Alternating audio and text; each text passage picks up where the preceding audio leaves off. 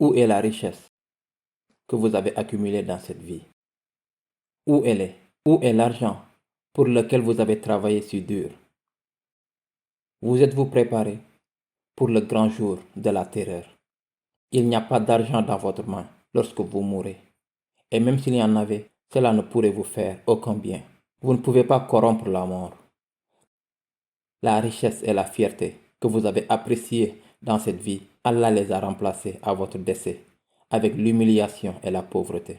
Parce que la personne vraiment en faillite est la personne qui se tient devant Allah sans actes. Les actes sont la marchandise au jour du jugement. C'est tout, rien d'autre. Les actes, c'est votre seule marchandise restante. Qu'êtes-vous devenu, ô prisonnier, de vos propres fardeaux? Ô vous qui avez été enlevés à votre famille et à votre domicile, qu'est-ce qui vous a caché le droit chemin? Qu'est-ce qui était dans votre vie qui vous a aveuglé du droit chemin d'Allah? Qu'est-ce qui vous avait mis dans votre vie qui vous a empêché de suivre le Sirat al-Mustaqim? Qu'est-ce qui vous a poussé à ne pas vous intéresser à faire des provisions pour le long voyage de l'Akhira qui vous attend? Qu'est-ce qui vous a poussé à retarder? Ô vous qui avez été trompés par ce monde, ce voyage vers le jour intense de la terreur est inévitable pour vous. C'est le jour lorsque vous vous tiendrez devant le souverain, le juge, les coups qui ont été causés par vos mains, les endroits où vos pieds vous ont amené, les mots prononcés par votre langue, les actions de vos membres et de toutes vos facultés seront comptés ce jour-là contre vous. Si Allah vous fait miséricorde, vous irez à Jannah. Si Allah ne le fait pas, vous irez en enfer. Ô négligents, qui ignorent les sujets importants de la vie, combien de temps serez-vous négligents? Combien de temps allez-vous négliger Allah Azza wa Jal dans votre vie? Combien de temps? Pensez-vous avoir assez de temps pour continuer à faire ça? La mort ne vous enverra pas d'email ni de SMS. Il ne vous donnera aucun avertissement. Pensez-vous que cette affaire est facile? Pensez-vous que la mort et l'akhira sont faciles? Pensez-vous que cela est insignifiant dans votre vie? Pensez-vous que la situation dans laquelle vous avez vécu votre vie vous aidera maintenant ce jour-là? Pensez-vous que votre richesse vous sauvera lorsque vos actions vous condamneront déjà? Ou pensez-vous que votre regret vous aidera lorsque vos pieds glisseront sur le sirat? Ce ne sera qu'un poids qui vous jettera plus profondément. Connu par Allah, vous avez tous faux.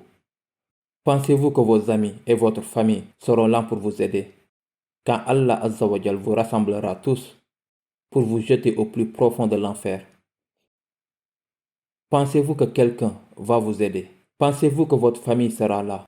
Ils vont s'inquiéter pour eux-mêmes. Vos amis, vous ne les trouverez pas.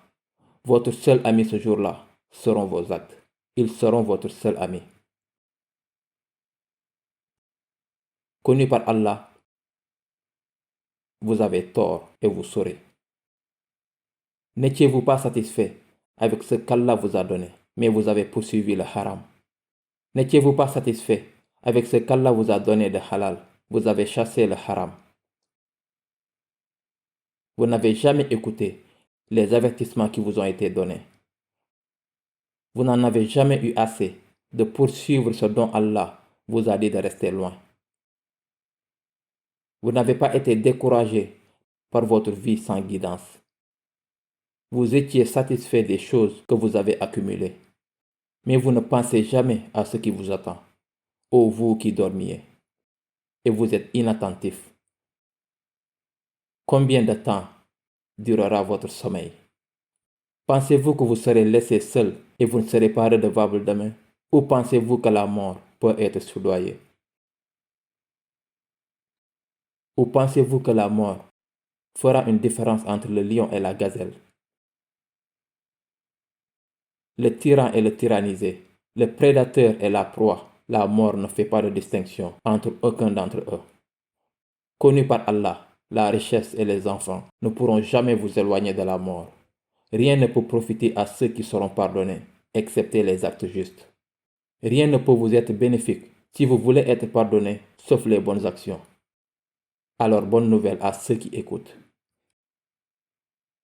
ceux qui comprennent, ceux qui pratiquent ce qu'ils prêchent, ceux qui ont été dissuadés par eux-mêmes de suivre leurs désirs, ceux qui savent que le vainqueur est seulement celui qui fait attention.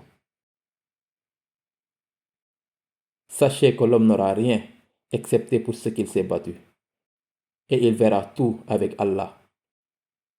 Alors réveillez-vous de cette négligence et faites de bonnes actions, des dispositions pour lesquelles vous vous êtes équipé pour la prochaine vie. Arrêtez d'amasser ce dunya.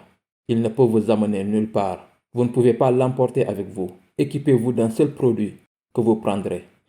Vos actes, vos actions, ce que vous faites. Les actes font l'homme et cette déclaration n'a jamais été aussi vraie. Les actes font de vous ce que vous êtes. Et cela sera connu le jour du jugement. Ne souhaitez pas atteindre le statut des justes lorsque vous vous plongez dans votre péché, en faisant des actions immorales quand Allah vous regarde, même lorsque vous êtes seul. Ne vous laissez pas tromper par les espoirs et les souhaits, au point de négliger la lutte pour l'akhira. Un poète a dit une fois, prenez des provisions de cette vie pour équiper votre akhira. Luttez pour Allah et faites de bonnes actions. N'accumulez pas trop de ce monde, car cette accumulation finira par partir de vos mains. Voulez-vous accompagner des personnes qui ont des provisions et pas vous?